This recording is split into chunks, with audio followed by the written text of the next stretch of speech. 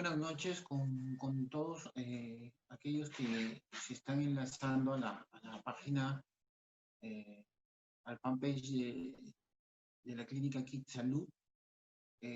Habíamos hoy programado un enlace Zoom con algunos distritos de la zona de Lambayeque, pero le hemos tratado de compartir también una charla referente a COVID-19 en estos tiempos en los cuales estamos atravesando una etapa de pandemia en la cual ha comenzado a presentarse una gran incidencia de niños con COVID en los servicios de salud de los hospitales y de los consultorios a nivel regional. Todo ello de que estamos atravesando todavía una gran, no estamos en la segunda ola, estamos en una gran ola en la cual todavía no tenemos vistos de que estemos por ni meseta aún en lo que refiere a COVID-19, pero sí con bastante preocupación como pediatras por la gran incidencia que tenemos de COVID-19 en niños, ¿no? Hay algunos mitos y realidades y algunas cosas que vamos a compartir. Siguiente, Luis.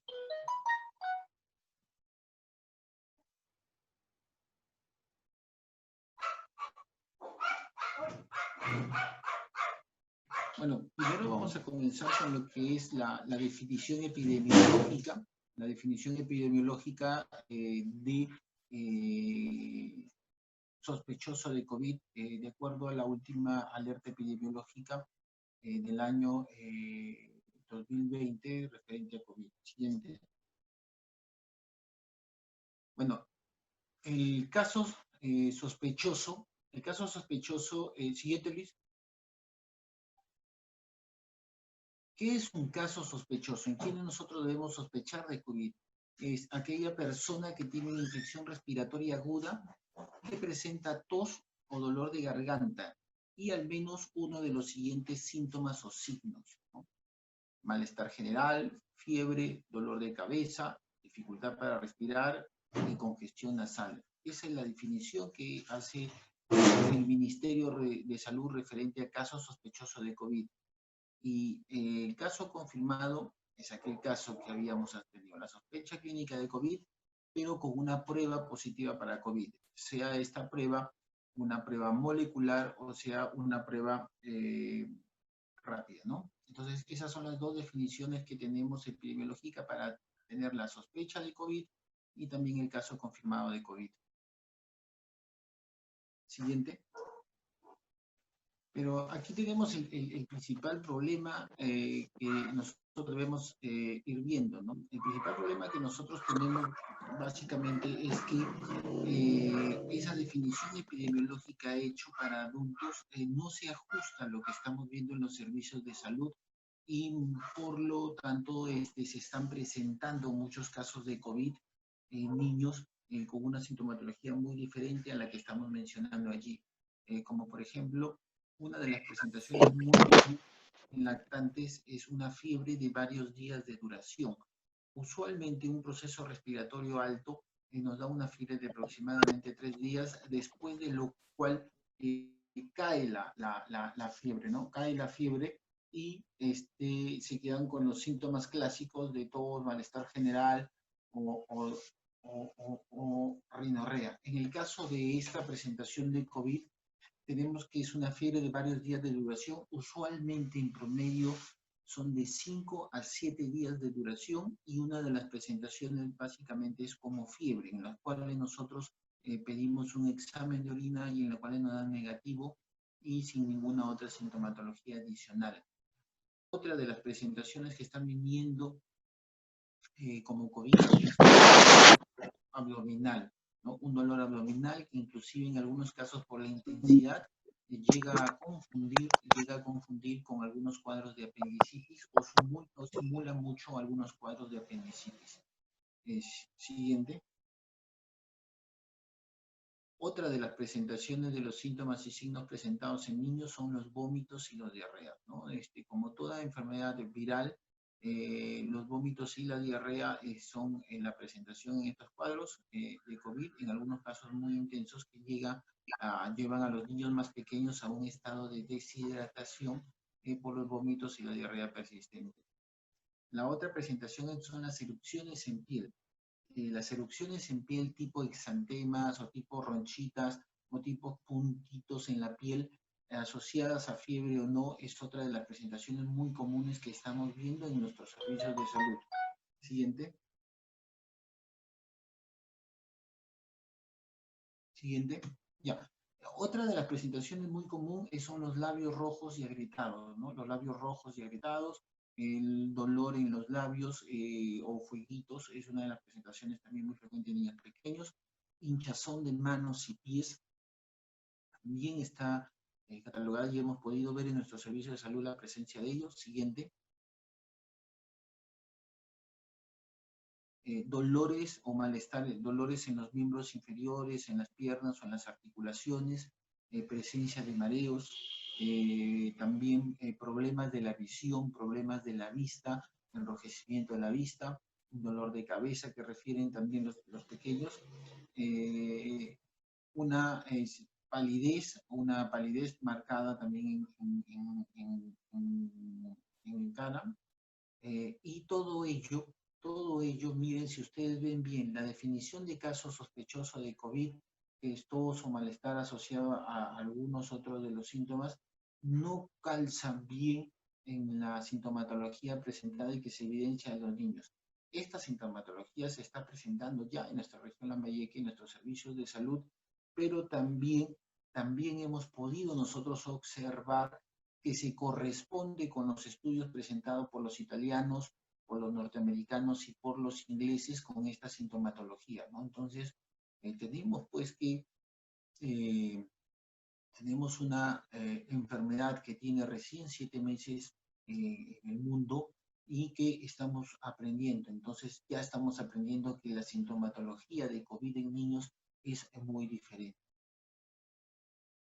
¿Qué es lo que nosotros tenemos que tener? Ahí nomás para. Lo que nosotros tenemos que tener como padres ante la sospecha de un cuadro de COVID. Entonces, ¿cuál sería la sospecha más importante de un cuadro de COVID? Los niños usualmente están haciendo cuarentena sí verdaderamente con aislamiento. Entonces, lo que pasa es que se están contagiando intradomiciliariamente con los adultos. Entonces, nosotros tenemos que tener en claro que esa definición de casos sospechosos de COVID en los adultos haya habido todo niño que ha presentado la sintomatología que nosotros hemos mencionado anteriormente, asociado con el que en las últimas 2 a 4 semanas haya habido un caso sospechoso de COVID en la familia, hace pensar pues la sospecha de que nosotros tenemos que estar en casa monitoreando a los niños. Pero a su vez como padres debemos tener en presente bien cuáles son factores de riesgo o las comorbilidades en niños que podrían hacernos nosotros que el monitoreo de estos niños durante los próximos 14 días sea mucho más estricto. El primer factor de riesgo o comorbilidad es niño menor de 1 año. Eso lo dice todo a nivel mundial, se dice que todos los niños menores de 1 año tienen mayor riesgo de hacer enfermedad moderada a severa con las presentaciones clásicas de neumonía asociados a cuadros de COVID. Independientemente de su estado de vacunas o de que las vacunas estén completas o no. Siguiente. El hecho de que el niño haya sido prematuro, o sea, que haya nacido antes de las 37 semanas, el hecho de que el niño pese menos de 2.500 gramos al nacer, o el hecho de que el niño sea pequeño para la edad gestacional, es un factor de riesgo también ya identificado. Siguiente. El niño con síndrome de Down es un niño con factor de riesgo. Siguiente. El niño que presente enfermedades del corazón, el niño que presente cardiopatías ya diagnosticadas también es un factor de riesgo. Aquel niño que presenta alergias, asmas, uso frecuente de inhaladores por el broncoespasmo, no por el uso de inhaladores, sino por los broncoespasmos frecuentes, es sospechoso de COVID. Todo niño alérgico es muy sospechoso de COVID y también tiene factores de riesgo asociados porque esa alergia crónica disminuye el sistema de defensas contra los procesos respiratorios virales en general y más aún con lo que es COVID. Siguiente, el hecho de que el niño o el adolescente sea obeso, el hecho de que el niño presente desnutrición crónica o el hecho de que el niño presente diabetes mellitus es un factor de riesgo también asociado a COVID. Las enfermedades renales, aquellos niños que han sido trasplantados, aquellos niños que tienen como diagnóstico síndrome nefrótico o nefrítico, también es un factor de riesgo para COVID. El uso prolongado de los corticoides tipo prednisona, tipo dexametasona, es un factor también de riesgo asociado. Enfermedades reumatológicas como la artritis reumatoide juvenil son factores asociados a COVID. Eso es lo que los padres tienen que tener presentes ante la sospecha que nosotros tengamos de COVID. Retrocede. Tienen que tener muy presente todos estos factores de riesgo, porque en este grupo de niños la presencia de COVID puede tener un cuadro de moderado a severo y a su vez con mayor probabilidad de que este cuadro vaya a acudir a un servicio de urgencias médicas o de urgencias, un servicio de emergencia y en muchos de los casos también con asistencia ventilatoria como la presencia que se presenta en los casos más graves de adultos. Siguiente.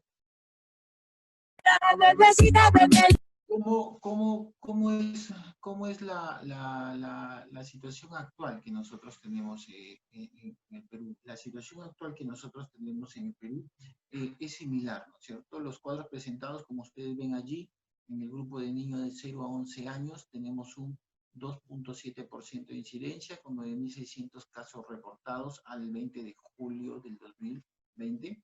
Y en adolescentes entre 12 a 17 años tenemos 6.655 casos que representan el 1.8%.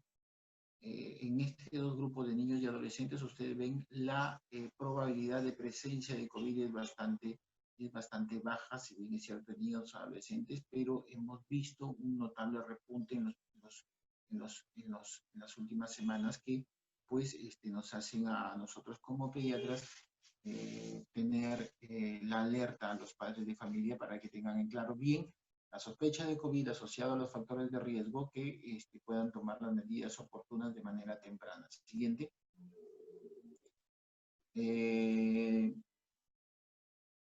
En nuestra región Lambayeque, ¿cuáles los reportes que tenemos al 23 de julio de 2020? Tenemos los reportes de 281 casos de niños de 0 a 11 años y en adolescentes tenemos la presencia de aproximadamente 308 adolescentes que representan el 1.9% de la incidencia total de los casos COVID.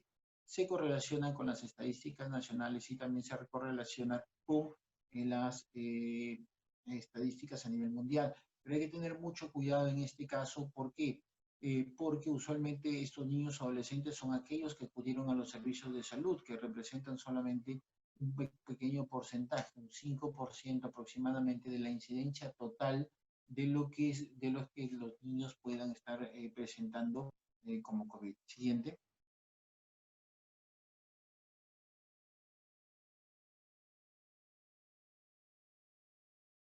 La mortalidad nacional que nosotros tenemos por COVID, tenemos que de 0 a 11 años, tenemos al 20 de julio, tenemos reportada 39 defunciones en niños de 0 a 11 años y en adolescentes de 12 a 17 años, 17 defunciones. En ambos casos presentan una letalidad muy baja de 0.41% de los casos confirmados solamente y de 0.26% con adolescentes de los casos confirmados. Eso se correlaciona mucho también con las estadísticas a nivel mundial de la baja mortalidad de COVID. Siguiente. Esta es la mortalidad regional. Como ustedes ven en la mortalidad regional, los 12 casos reportados comienzan a reportarse entre los 20 a 23 años. No existe al 23 de julio ningún caso reportado de niños o adolescentes en nuestros servicios de salud confirmados como COVID positivos, ¿no? Siguiente.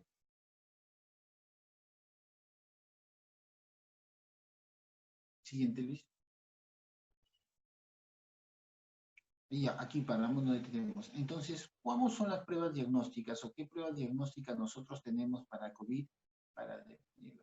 A nivel mundial, las pruebas diagnósticas que se utilizan son la identificación de la presencia del virus, que lo único que se obtiene es con la prueba molecular. La prueba molecular es la única prueba aceptada a nivel mundial como diagnóstico de COVID.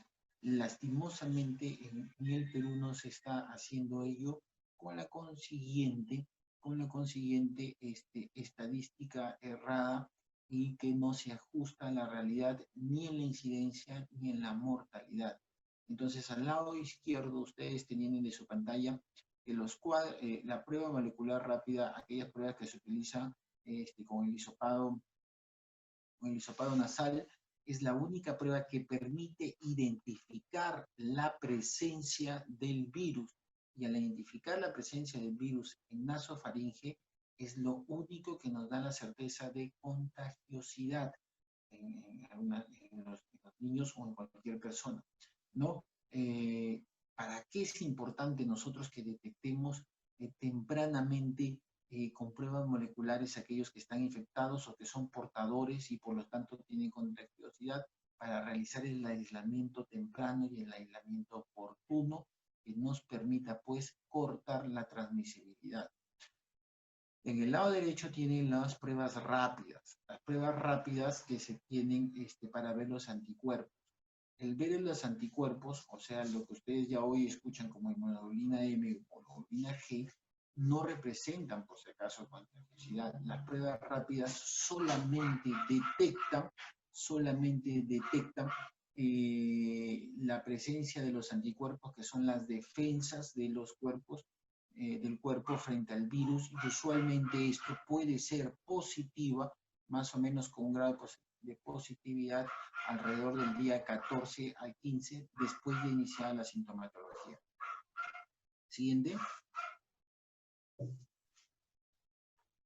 Acá tenemos un dibujo en los cuales ustedes pueden también ver que en la parte donde dice PCR, que es la prueba molecular, lo más probable que comience a dar positivo ya entre el día tercero o cuarto de iniciados los síntomas.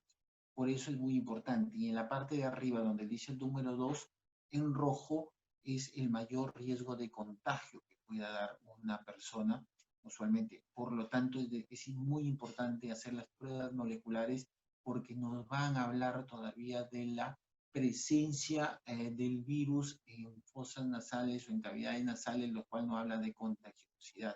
Entonces, la prueba molecular es muy importante porque ya desde el día 3 nos permite ya detectar el antígeno, la presencia del virus y que es un portador. Y usualmente lo podemos detectar hasta el día 7 a 10 con un grado de positividad o de sensibilidad en sangre. En la línea roja ustedes ven la detección ya de los anticuerpos en lo que corresponde a la prueba rápida.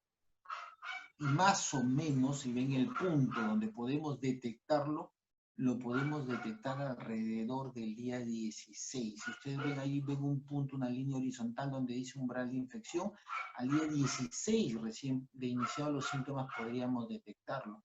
Por eso algunos ya con sintomatología en el día 5, o sea, aquellos que presentan sintomatología ya o fiebre o malestar o exantema, lo que habíamos hablado, si van al día 3, 4, 5, 6, 7, 8 o hasta el día 15, podrían dar negativos a las pruebas rápidas, pero están contagiando. Entonces ahí nosotros tenemos un gran error en nuestros servicios de salud y no hacemos el aislamiento oportuno porque estamos confiando mucho en las pruebas rápidas, y la prueba rápida solamente mide la respuesta de la defensa del cuerpo, más no la presencia y se eleva tardíamente, alrededor del día 15 al 16 recién podríamos estar detectando, ¿no? Entonces, hemos partido mal como sistema de servicios de salud y por lo tanto estamos tomando mal o interpretando mal las pruebas y no estamos haciendo el aislamiento de manera oportuna ni tampoco estamos pues tomando las decisiones de salud pública importantes, como una de ellas es el aislamiento, ¿no? Siguiente. Tanto hablamos nosotros, siguiente, no, siguiente, ahí estamos bien. Tanto hablamos nosotros de las pruebas rápidas, perdón, la prueba molecular, que es la PCR, como bien dice ahí, pero nosotros tenemos que ver que a pesar de que lo tomemos entre el día 7, 8, que podríamos detectarlo ya desde el día 3, pero el día 8 a 9 tiene un mayor rendimiento.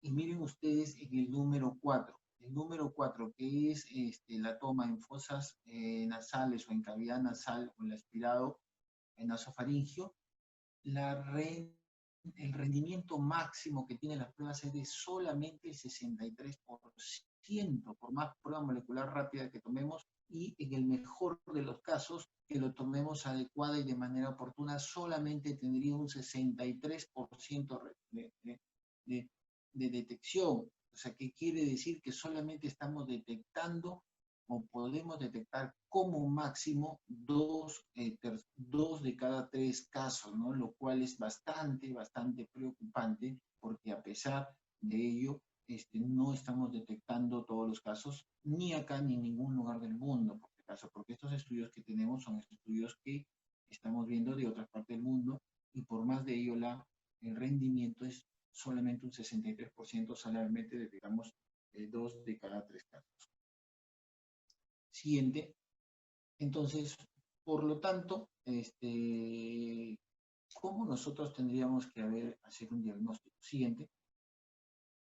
Entonces, la estrategia más eficiente nosotros para diagnosticar COVID-19 en pacientes sospechosos es hacer la prueba molecular, pero asociarla, hacer la prueba molecular, pero asociarla ¿a qué?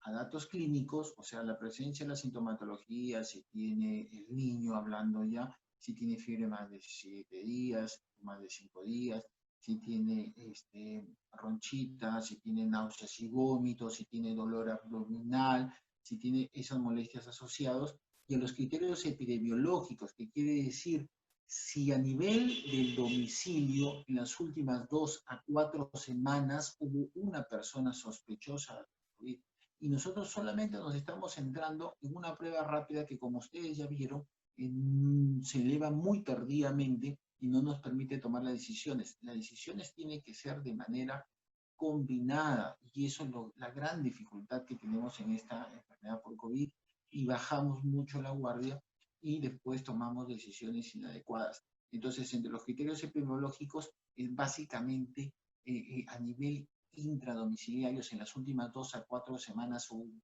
paciente o un familiar sospechoso de COVID, asociado a los síntomas y signos, asociados a la presencia del antígeno, asociados a una radiografía pulmonar, y recién después de evaluar todo ello, su médico tratante o el pediatra tratante saca las conclusiones.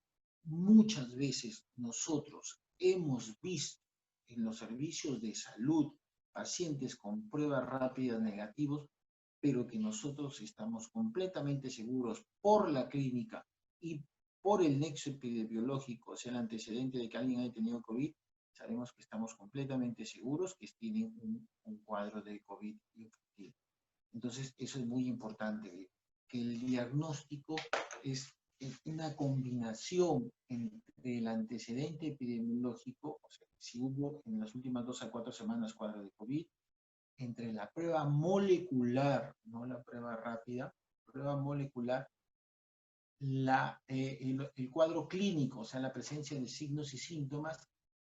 Probablemente también es muy importante una radiografía pulmonar, y también es muy importante algunos estudios hematológicos o estudios de sangre. Después de ver estos 5 puntos, nosotros podemos tener un diagnóstico de certeza mucho más claro de qué niño puede estar presentando COVID o no, y no solamente una simple prueba que nosotros estamos tomando, que por más que sea la prueba molecular, tiene un rendimiento de 63%, como habíamos mencionado. Y ni qué hablar de la prueba rápida, que la prueba rápida, como ustedes ya han visto, se eleva entre el día 15 al 16, detectable con un porcentaje de 90%, pero cuando ya ha pasado el cuadro y cuando el niño ha estado contagiando a otros niños y así sucesivamente, no hemos cortado hemos podido cortar la transmisibilidad de manera epidemiológica con el aislamiento. Bueno, siguiente.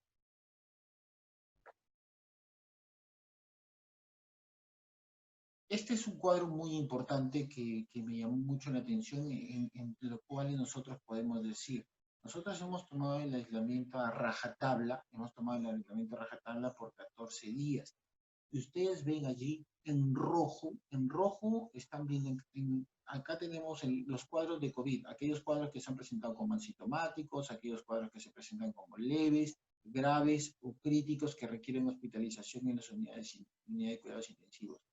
Y en cada línea ustedes ven un coloreado rojo, en los cuales es transmisible, muy contagioso, y ven los colores amarillos, que son todavía poco transmisibles. Y si ustedes ven el asintomático, podría estar contagiando desde 3 días antes de la presencia de los síntomas hasta probablemente 4 días, como muy transmisible, y hasta 10 a 11 días, un asintomático hasta 10 a 11 días.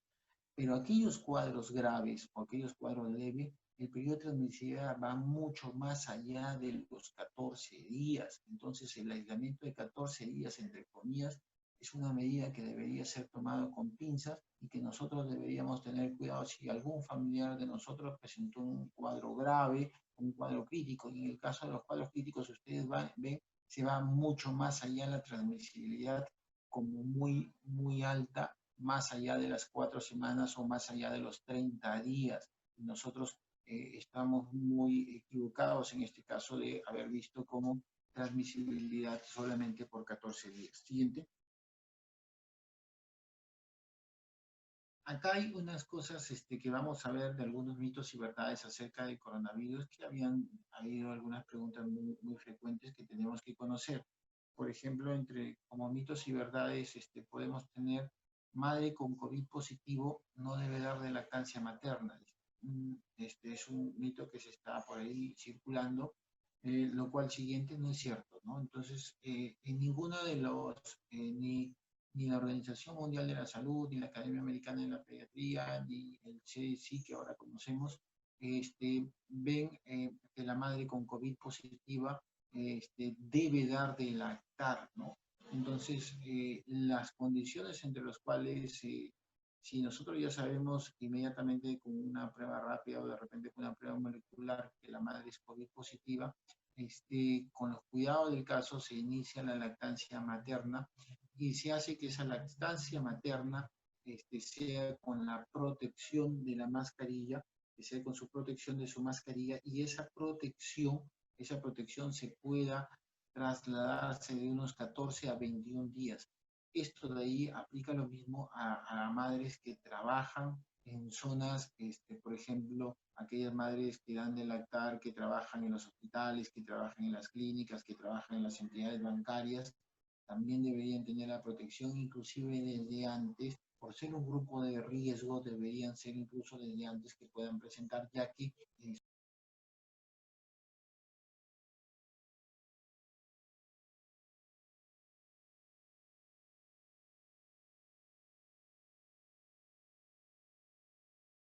estamos viendo ahí, es referente a lo que había mencionado, que si la vitamina C previene la enfermedad. Entonces, la vitamina C previene la enfermedad porque habían visto algunas posturas de que podía hacer la transmisibilidad, que la presencia de vitamina C podría contar a las infecciones virales. La realidad es que la vitamina C no previene la enfermedad, la vitamina C solamente previene contra el escorbuto. Siguiente.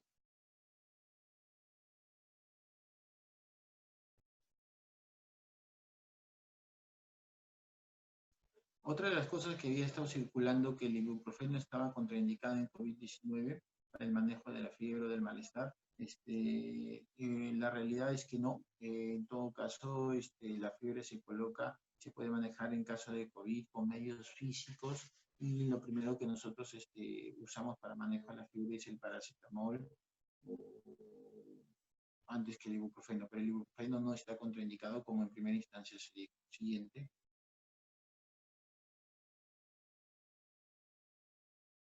Que habrían algunos medicamentos que pueden subir las defensas para protección contra COVID.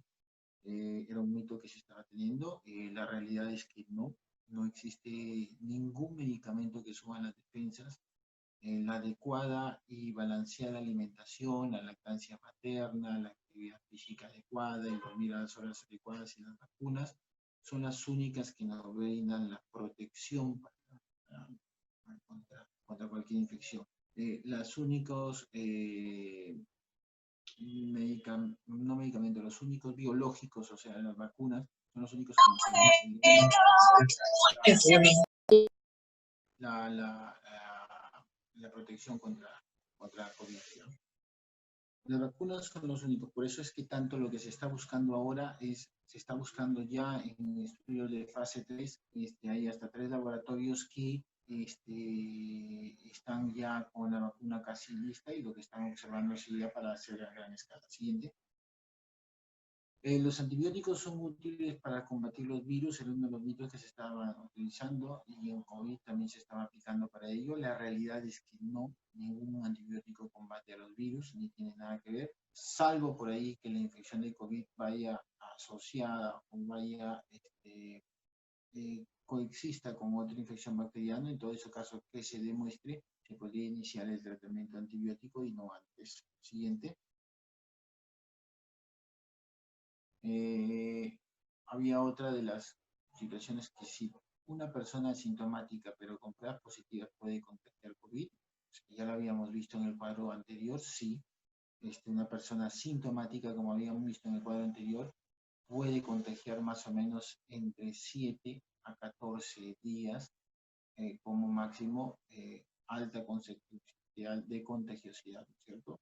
O sea, alguien que no puede tener ningún malestar, ninguna que haya pasado desapercibido, puede contagiar el COVID. Lastimosamente, está pasando en muchos de los casos porque no encontramos inclusive ni el nexo epidemiológico.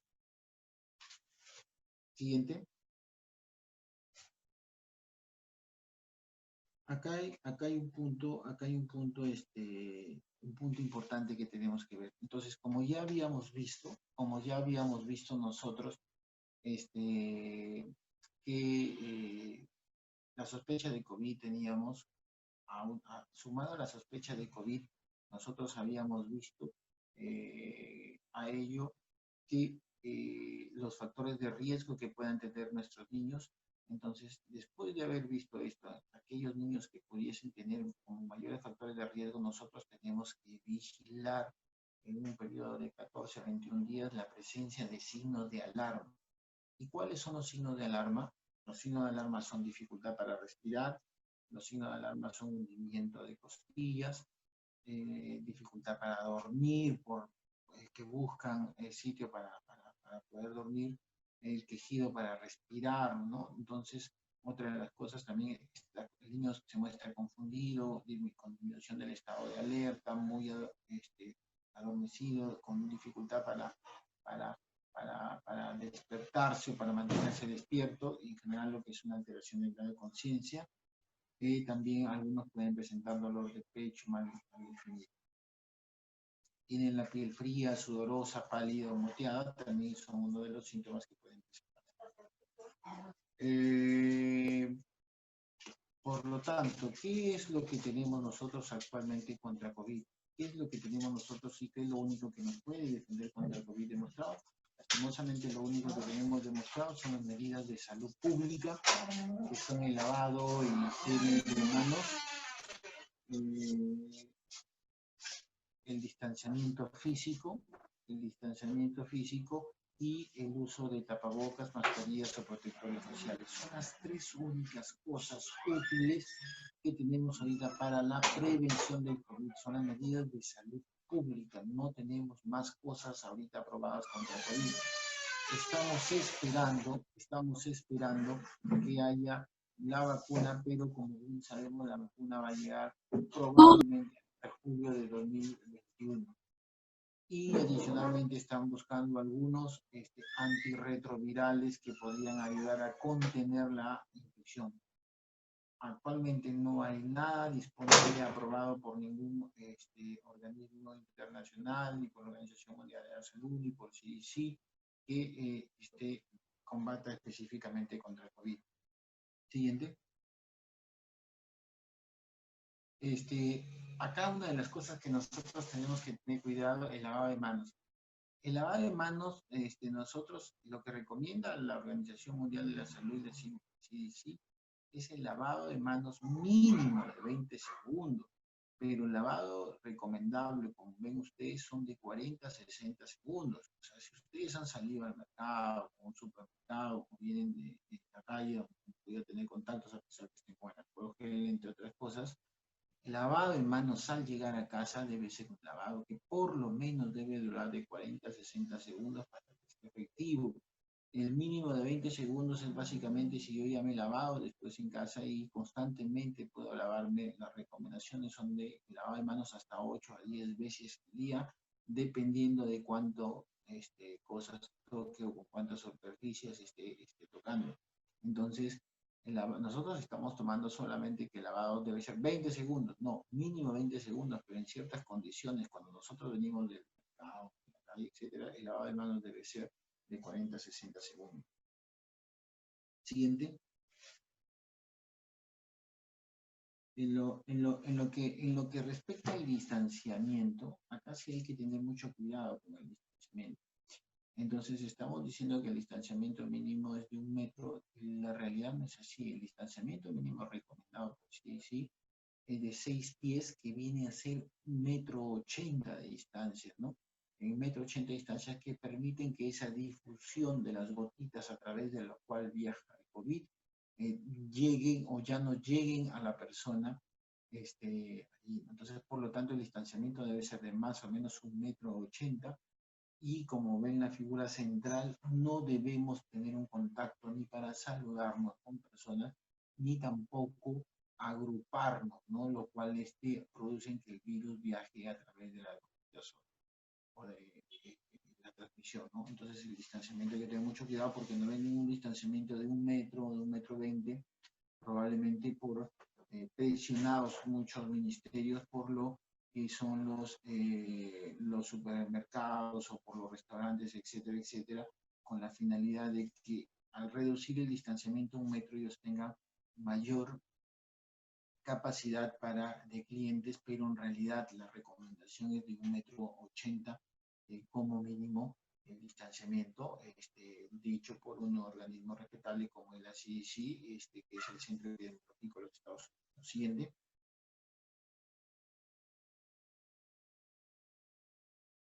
El uso de mascarillas. Hay muchas mascarillas, entonces en el lado derecho ustedes pueden ver el uso de mascarillas, ¿no? Entonces, si 2 personas utilizan tapabocas y mantienen el distanciamiento, la probabilidad de contagio es bastante baja, de 1,5%. Ahora, hay que tener mucho cuidado porque ven esa mascarilla en cuadraditos, bolitas amarillas con fondo rojo. Hay que tener mucho cuidado porque esas son las mascarillas comunitarias, no dejan entrar. O sea, esas mascarillas pueden entrar, los virus sí pueden entrar. La única protección que hace esa mascarilla es que si ustedes tosen o si ustedes hablan, no dejan salir, no, retroceden, no dejan salir las gotitas hacia afuera para cortar la transmisibilidad. Pero si el virus está circulando, sí puede entrar allí a través de esas mascarillas comunitarias que nos estábamos mencionando. Entonces, esa mascarilla es básicamente para que alguna persona que esté infectada con COVID, si es que tose o si es que está hablando, no deje salir las gotitas y así cortar la transmisibilidad. Pero no se protege si el virus viene hacia él, ni de virus, ni de bacterias, ni de agua. Las mascarillas que nosotros estamos hablando, las N95, que son de uso por personal de salud, esas mascarillas sí protegen de salir y de entrar hasta en un 95%, por eso se llaman N95. Las mascarillas quirúrgicas que están acá en la parte inferior, celestitos, Esas son unas mascarillas que sí nos protegen un 95%. Lo malo que tienen las mascarillas quirúrgicas es que si se humedecen, debo cambiarlas o no puedo tenerlas tampoco, usar más de 4 a 6 horas porque también pierden su efectividad con el frío. Y las otras mascarillas que son los respiradores, sí nos protegen muy bien a nosotros, al que usa, de virus, de bacterias y de ácaros, pero como deja salir el aire con virus, o sea, no protegen a los que están a los costados, ¿no? Entonces es importante que también ustedes conozcan en lo que es el uso de mascarillas, que las mascarillas comunitarias son importantes, sí cortan la temblecidad, sí, pero no nos protegen si el virus está circulando. O sea, por ejemplo, ¿no? Si ustedes están con su mascarilla comunitaria, ¿no? Y alguien que esté infectado con COVID estornuda a menos de 1 metro de distancia para ustedes, ustedes están sin protección, por si acaso. Eso es bueno que lo sepan. Siguiente. Esta es una de las cosas muy importantes, o sea, ¿por qué nosotros hicimos o por qué a nivel mundial se hicieron las medidas preventivas? Porque con solo el aislamiento se logra reducir la transmisibilidad y eso hace que la capacidad del sistema sanitario pueda ser tolerante a la respuesta de la incidencia de los casos. Obviamente, todos los sistemas sanitarios del mundo se han visto afectados en mayor o menor grado y en nuestro país no es exento a ello, ¿no? Siguiente. Entonces, ¿cómo nosotros podemos ver o cómo vamos a reaccionar nosotros al manejo acudido a nuestros servicios de salud, ¿no? En lo que es el manejo pediátrico, nosotros tenemos que ver en nuestros establecimientos que hayan las recomendaciones generales para que sean seguros los establecimientos de salud cuando nosotros requiramos, ¿no? Las informaciones visuales, el hacer los triajes diferenciados, el ofrecer mascarillas quirúrgicas, el que hayan lavadores para que se laven las manos. Y muy importante, como ven ahí, es el telefonito, que es los sistemas de telecomunicación. Si nosotros tenemos un caso de un niño sospechoso de COVID y si no se encuentra grave, no deben llevarlo a un servicio de salud ni a una clínica. Ustedes deben optar ya sea por una teleconsulta para el seguimiento, donde su médico tratante o su médico pediatra va a evaluar los factores de riesgo, va a evaluar la sintomatología, va a evaluar los factores epidemiológicos y mediante ese teleseguimiento va a ver que no se presente ningún signo de alarma y por lo tanto se le puede dar una alta hospitalaria entre los 14 y 21 días. Si ustedes llevan a sus niños a los servicios de salud, muchos de los cuales no exigen el uso de tapabocas en menores de 2 años, pueden ver la transmisibilidad que pudiesen ocasionar y hay que ser muy responsables porque ahorita hay una gran circulación entre niños, ¿no? Siguiente. Entonces nosotros podemos ver ya en este caso más o menos cómo nosotros podríamos ir viendo, ¿no es cierto? Si nosotros usualmente en la parte inferior ven a una atención telefónica, deberían estar funcionando los call centers a nivel comunitario en los respectivos centros de salud y allí nosotros ir valorando, como nuestros sistemas sanitarios, valorar si hay signos de alarma o si los casos son leves, deberíamos prolongar, como dicen Celeste, el aislamiento domiciliario y si un caso, mediante una teleconsulta, evaluamos que con los factores de riesgo, con los signos de alarma, hay mucho probabilidad de requiere hospitalización, mediante una teleconsulta o una telellamada, se puede hacer la derivación oportuna a un establecimiento de salud con la sospecha alta de COVID.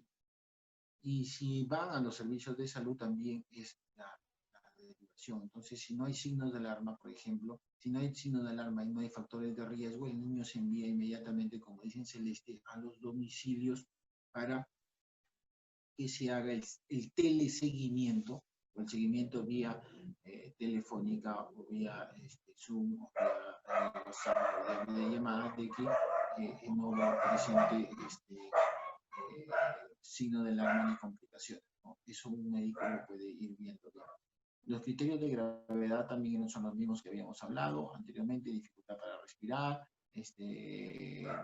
dolor torácico, vómitos frecuentes, los diarreas, la deshidratación, la incapacidad para alimentarse, el neurológico, la desorientación, la tendencia al sueño, muy confuso, ¿no?